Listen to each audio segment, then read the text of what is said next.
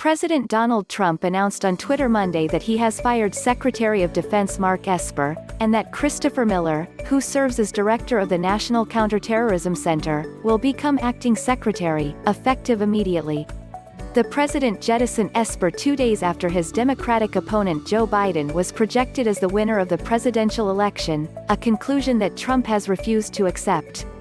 Esper's increasingly tense relationship with Trump led him to prepare a letter of resignation weeks ago, an attempt to fashion a graceful exit in the widely expected event that the president decided to fire him. Several defense sources, including one senior defense official, told CNN.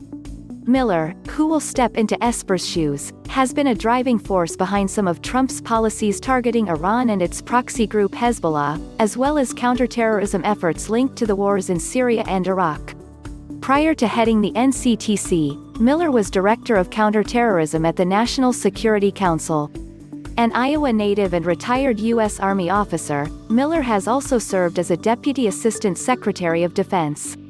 Esper had been on shaky ground with the White House for months and had been pushing back on Trump since 2019. Important context for today's firing, senior administration officials told CNN.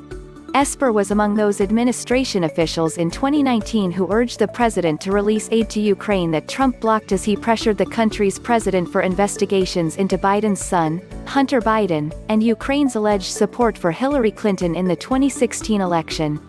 And Esper cautioned Trump not to completely pull troops out of northern Syria in October 2019.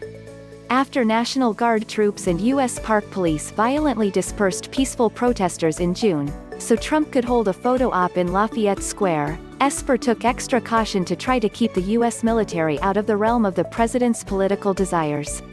Esper's rift with the president deepened after he said in a June press briefing that he did not support using active duty troops to quell the large-scale protests across the United States triggered by the death of George Floyd at the hands of police.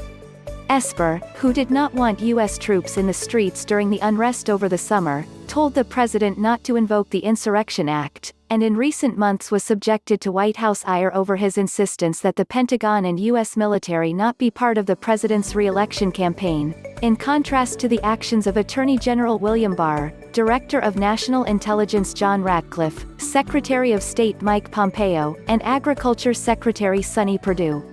Esper's June remarks from the Pentagon briefing room were seen by many as an effort to distance himself from Trump's threats to deploy the military to enforce order on American city streets and went over poorly at the White House, multiple people familiar with the matter said.